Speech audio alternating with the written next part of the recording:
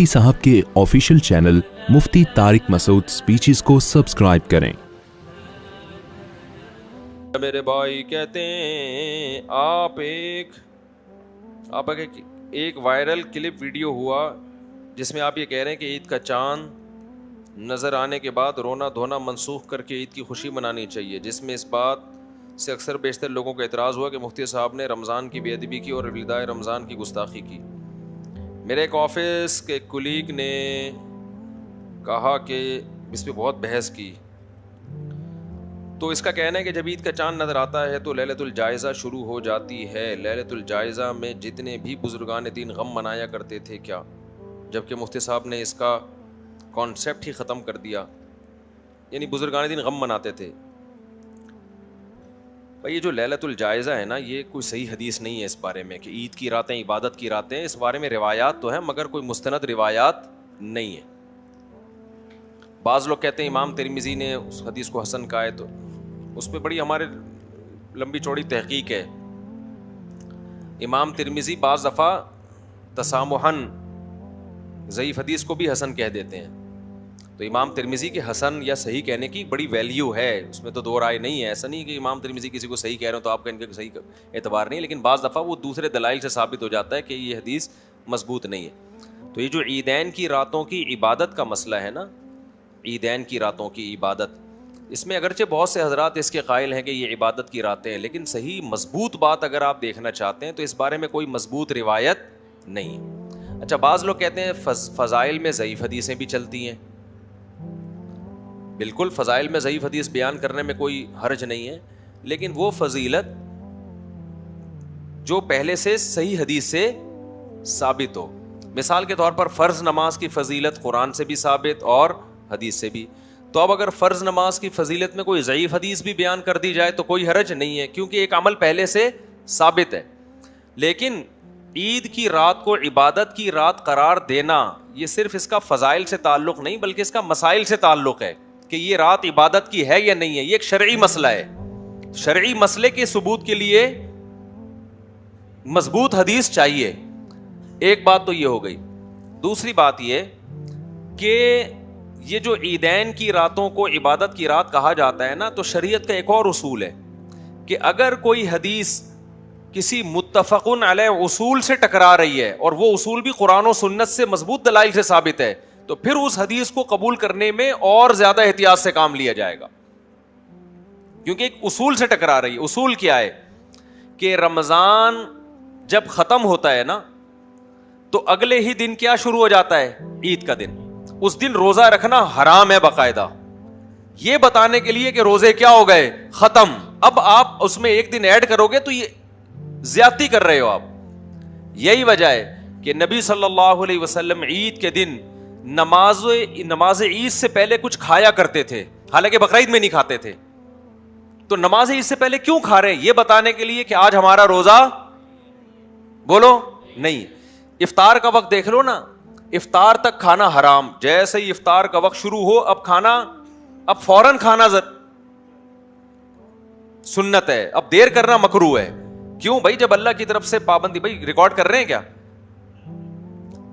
ایسا نہ ہو کہ پھر آدھے آ جاتے ہیں نا، پھر ایک تماشا بن جاتا ہے۔ تو اب فوراً جلدی کرنا ہے اس میں، یہ بتانے کے لیے کہ اللہ کی طرف سے پابندی اٹھ گئی۔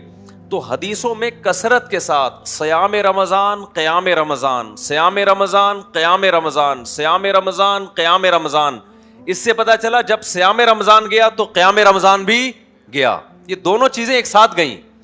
اس کا تقاضا یہ ہے کہ عید کی رات بھی آرام کی رات ہو، کیونکہ جو قیام آپ کنٹینیو کرتے رہے ہیں تو وہ قیام اب کیا ہو گیا؟ ختم۔ ایک منٹ بات تو مکمل کر لیتا میرے بھائی، بات تو مکمل۔ تو وہ سیام کے ساتھ، یعنی سیام روزوں کو کہتے ہیں نا، روزوں کے ساتھ قیام بھی کیا ہو گیا؟ ختم ہو گیا۔ تو یہ نہیں ہوتا کہ ایک چیز ختم ہوئی ہے دوسری ختم نہیں ہوئی، تو پورے لوازمات کے ساتھ رمضان گیا۔ اب عید کی رات اصولی طور پر تو ہونا یہ چاہیے کہ جیسے سیام رمضان میں عید کا روزہ حرام ہو جاتا ہے تو ایسے قیام بھی اب مکروہ ہو جائے، اصول کا تقاضا تو یہ ہونا چاہیے۔ لیکن چونکہ مکروہ ہونے پر ہمارے پاس کوئی دلیل نہیں ہے تو کم از کم مستحب تو نہیں مانا جائے گا نا، اس کو یہی کہا جائے گا کہ عام راتوں کی طرح اب یہ ایک رات ہے۔ عام راتوں کی طرح ایک رات ہے, لہذا آپ عبادت کریں تو اچھی بات ہے, بلکہ کرنی اس لیے چاہیے کہ ایک عبادت کی آپ کو عادت پڑ چکی ہے تو وہ عادت نہ چھوڑیں, آپ رات کو عبادت کر لیں, اضافی فضیلت سمجھ کے نہیں, کیونکہ اس پر کوئی مضبوط دلیل نہیں ہے, بلکہ مضبوط دلائل جو روایتیں ہیں وہ اتنی جاندار نہیں ہے کہ وہ قوی روایتوں کے مخالف ہو جائیں. دوسری بات یہ ہے کہ اصول شریعت کے اس لیے بھی خلاف ہے کہ اگر عید کی رات عبادت کی رات ہوگی تو پھر عید کا دن آپ کیسے گزارو گے؟ جاگ کے سوتے رہو گے آپ. اور آج کل یہ کیا ہو رہا ہے, شاپنگ میں پوری رات لوگ عیدوں میں گزارتے ہیں اور عید کی نماز پڑھ کے سارا دن پوستیوں کی طرح پڑے رہتے ہیں, تو عید کے دن کا تو بیڑا غرق ہو گیا نا. تو اب آپ چاہے شاپنگ میں جاگو چاہے آپ نماز میں جاگو, نتیجہ تو ایک ہی نکلے گا نا. ہاں روحانیت میں تو بڑا فرق آئے گا کہ عبادت ہو رہی ہے تو ثواب ملے گا, لیکن جو عید کا دن جو شریعت منانے کا حکم دے رہی ہے وہ منا نہیں سکتے آپ, وہ رات کو جا کے مناؤ گے, جو کہ تہواروں کو رات کو منانا اسلام کا مزاج نہیں ہے. تہوار اسلام کے دن میں منائے جاتے ہیں, تو اگر رات آپ نے عبادت میں گزار لی تو پھر صبح آپ فریش نہیں ہوگے. سمجھتے ہو کہ نہیں سمجھتے؟ تو اس لیے حضرت مفتی رشید احمد صاحب رحمہ اللہ کا اس پہ پورا ایک رسالہ ہے اصل الفتاوی میں کہ یہ جو عیدین کی راتوں کی بہت زیادہ فضیلت بیان کی جاتی ہے, تو پوری تحقیق ہے حضرت مفتی رشید احمد صاحب کی کہ یہ کوئی مضبوط دلیل سے ثابت نہیں ہے, بلکہ شریعت کے مزاج کے خلاف ہے. یہ شریعت چاہتی ہے کہ عبادت جب رمضان ختم ہوا تو اپنے تمام لوازمات کے ساتھ ختم ہوا ہے. البتہ یہ مسئلہ اختلافی ہے, تو علماء حق کے درمیان اختلافی ہے, تو جو مسئلہ علماء حق کے مابین اختلافی ہوتا ہے اس میں شدت جائز نہیں ہوتی. تو کوئی اس رات کو اگر عبادت کر رہا ہے تو اس کو بدعتی نہیں کہیں گے, کیونکہ روایات بہرحال موجود ہیں. ایسا نہیں کہہ سکتے اس کے قول کو کہ بالکل ہی کوئی حیثیت ہی نہیں ہے اس کی, تو روایات بہرحال موجود ہیں, اس کو بدعتی نہیں کہہ سکتے, اس کو گمراہ نہیں کہہ سکتے. اس کے پاس بھی ایک دلیل ہے, وہ کہہ رہے ہیں حدیث ہیں اس بارے میں, لیکن یہ کہ ہماری رائے یہی ہے کہ وہ حدیثیں اتنی مضبوط نہیں ہیں کہ ان کو شریعت کے ایک متفقون علیہ اصول کے مقابلے میں لا کے کھڑا کیا جائے. دوسرا سوال جو بھائی نے پوچھا وہ یہ پوچھا کہ رمضان جب جا رہا ہو تو غم منانا کیسا ہے؟ تو غم منانا ٹھیک نہیں ہے. جو اللہ آپ کو جس وقت جس کام کا کہہ رہا ہے وہ کام کرو اس وقت. عید خوشی کا دن ہے, غم کا دن ہے, تو رمضان جانے کے بعد اللہ نے خوشی رکھی ہے, غم رکھا ہے, تو جب اللہ نے خوشی رکھی تو خوش ہو جاؤ. نہیں یاری بات سمجھ, خام خواہ میں اس میں کہ ہائے یوں, ابے چھوڑ یار. اور یہ جتنے رو رہے ہوتے ہیں نا رمضان جا رہے ہیں, ان سے بولو ٹھیک ہے عید کے بعد دوبارہ 1 مہینہ تم رکھ لینا روزے, ہم تو کھائیں گے پیئیں گے گھومنے پھرنے. بہت سے لوگ عید کے بعد آؤٹنگ کے لیے نکلتے ہیں, اور میرے بھی عادت ہے, چھٹیاں ہوتی ہیں ہماری تو بچوں کو لے کے کبھی نکل گئے, کبھی دوستوں کو لے کے نکل گئے, کیونکہ 1 مہینہ بھائی پورا رمضان کے روزے یہ آسان کام نہیں ہے. تراویح ہے, بیانات ہیں مسلسل, پھر ٹوٹی پھوٹی اللہ نماز روزے کی توفیق دے دیتا ہے, کچھ ٹوٹی پھوٹی تلاوت کی. ہم کوئی بہت بڑے ولی اللہ نہیں ہے, لیکن پھر بھی پورے سال کی روٹین چینج ہوتی ہے. کچھ نہ ہو یار, یہ روزہ کوئی ہلکی چیز ہے یار. مجھے پورا مہینہ ہو گیا میں نے پٹھان ہوٹل کے پراٹھے نہیں کھائے. 2 پراٹھے کا میرا معمول تھا, 2 ہاف فرائی انڈے کے ساتھ, وہ سحری میں نہیں کھایا جاتا, اترتا ہی نہیں ہے نوالا اس طریقے سے. اتنی اسکیجول آؤٹ ہوتا ہے نا انسان کا. اب آپ مجھے بتاؤ, آپ نے رات کو افطاری میں کھانا کھا لیا, وہ تمیز سے نہیں کھا سکتا, اذان ہو جاتی ہے, نماز میں آنا پڑتا ہے, وہ ادھورا چھوڑ کے نماز کے لیے آ گئے, بعد میں بھوک ختم ہو گئی, کھاؤ گے پیٹ خراب ہوگا, نہیں کھاؤ گے احساس رہے گا یار پورے دن کے میں 2 پکوڑے بس. پھر تراویح کے بعد بیان کے بعد پیٹ بھر کے کھا لو تو سحری میں نہیں کھایا جاتا, نہیں کھاؤ تو پیٹ کمر سے چپکا رہتا ہے. ایک عجیب ڈسٹرب ہوتی ہے نا لائف انسان کی. اس دن میں نے یہاں افطاری کی, آپ لوگ ان لوگوں نے اعتکاف والوں نے دعوت کی, 2 دن دعوت کی اور دونوں دن پیٹ کی واٹ لگی ہے, ایسی کی تیسی ہوئی ہے. کھا لیا تو پھر اب سحری میں کھائیں کہ نہیں کھائیں, نہیں کھائیں تو یار پھر سارا دن گزارنا مشکل, کھائیں تو اسپیس کی تھوڑی سی میموری بھری ہوئی ہے, کچھ فارمیٹ کرنا پڑے گا, کچھ مال ڈیلیٹ. اب موبائل میں جا کے تو آپ گیلری سے بہت سی چیزیں ڈیلیٹ کر دیتے ہیں, پیٹ سے کیسے ڈیلیٹ کریں گے بھائی آپ, وہ تو اپنے آپ کی بات تھوڑی سنتا ہے وہ. تو کھا لو تو بدہضمی, ایک پورا مہینہ انسان ڈسٹرب رہتا ہے. اس کے بعد میرے بھائی اللہ کی طرف سے اعلان ہوتا ہے کہ میرے بندوں نے 1 مہینہ جو مجاہدہ کیا, اب یہ مجاہدہ میری طرف سے ختم.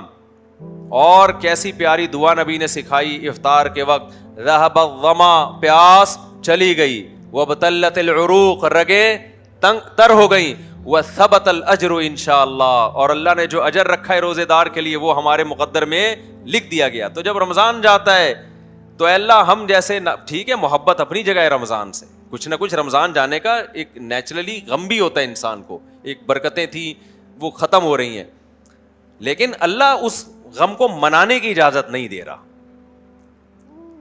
ایک ہوتا ہے غم کا نیچرلی ہونا. ظاہر ہے کہ رمضان سے بھی تو محبت تو ہوتی ہے نا, چھوٹتا ہے تو غم تو ہوتا ہے نا. اعتکاف میں کتنی رونق ہے, تراویح میں کتنی رونق ہوتی ہے, یہ ایک نیچرل ہے, یہ ہو جائے کوئی حرج نہیں ہے. اس کو منانا نہیں ہے, منانا عید کو ہے.